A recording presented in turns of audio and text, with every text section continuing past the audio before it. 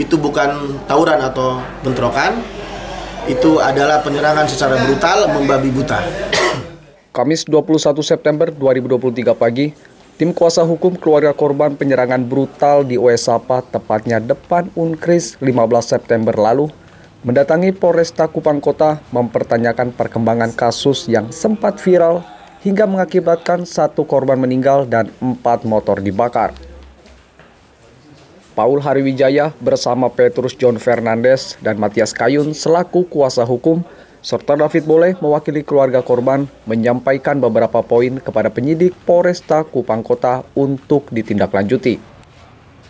Kuasa hukum keluarga korban Paul Hariwijaya mengungkapkan, penyidik Polresta Kupang Kota berjanji akan mengungkap dan menindak siapapun yang terlibat dalam kasus tersebut tanpa pandang bulu.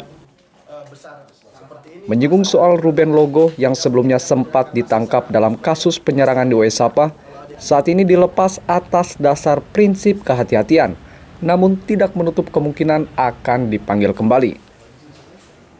Kepada penyidik, kuasa hukum berharap menindak tegas semua pelaku yang terlibat dalam penyerangan brutal tersebut, termasuk aktor intelektual, pemberi dana, dan penyalur dana. Spesifik kepada Polres Kupang Kota untuk bersikap profesional, terus menindak tegas siapapun pelaku yang terlibat, tidak terbatas pada para tersangka yang ada di lokasi, tapi aktor intelektual, pendana, sehingga ada konsentrasi massa yang datang pada saat itu, semua juga harus dibuka tuntas gitu. Dan sudah diiyakan oleh pihak Polres Kupang Kota, mereka berjanji akan bekerja maksimal, termasuk mengusut tuntas siapa dalang di balik penyerangan ini, siapa yang menyalurkan dana, siapa yang sebagai pendana. Dari hasil pertemuan tadi juga pihak Polres Kupang Kota juga menjelaskan bahwa terkait statusnya saudara Ruben Logo, dengan dasar prinsip kehati-hatian, memang ada penangkapan sebagaimana yang diberitakan di media beberapa waktu lalu, tapi saat ini keputusan tim Polres Kupang Kota untuk melepas saudara Ruben Logo dengan dasar tadi prinsip kehati-hatian dalam melaksanakan penyidikan gitu.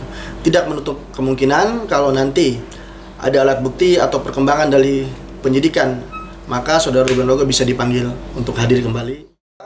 Paul juga menegaskan peristiwa itu bukan tawuran atau bentrok antar kelompok terkait sengketa lahan, melainkan murni penyerangan brutal dan membabi buta. Pasalnya, fakta hukum menunjukkan bahwa bidang tanah itu milik Mira Singgih karena sudah terdaftar di BPN Kota Kupang dan sudah mengantongi izin mendirikan bangunan. Menurut hemat kami, itu bukan tawuran atau bentrokan, itu adalah penyerangan secara brutal membabi buta. Gitu. Dari karena kami pada saat itu datang mengantarkan somasi dengan tujuan sekaligus untuk teman-teman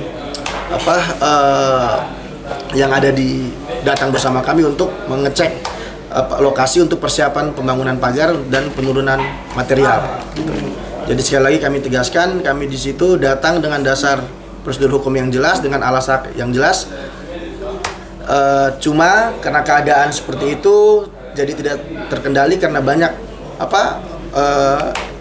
dari pihak Stevie Konai ataupun dari Doni Konai dan saudara Ruben Logo datang membawa massa yang dengan jumlah sekitar 40 sampai 50 orang gitu. Jadi kami tekankan bahwa terhadap kejadian tersebut adalah murni penyerangan secara membabi buta, bukan bentrokan antar dua kubu gitu, murni penyerangan gitu.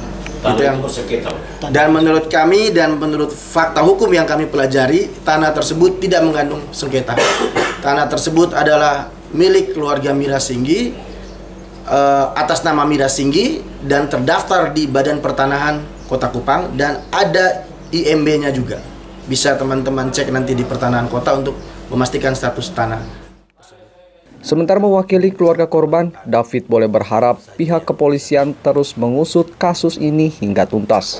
Nah, kami punya harapan ini, kami yakin karena Kapolda sendiri orang NTT, dia tahu penderitaan kami, dan kami yakin Kapolda akan sangat membantu kami.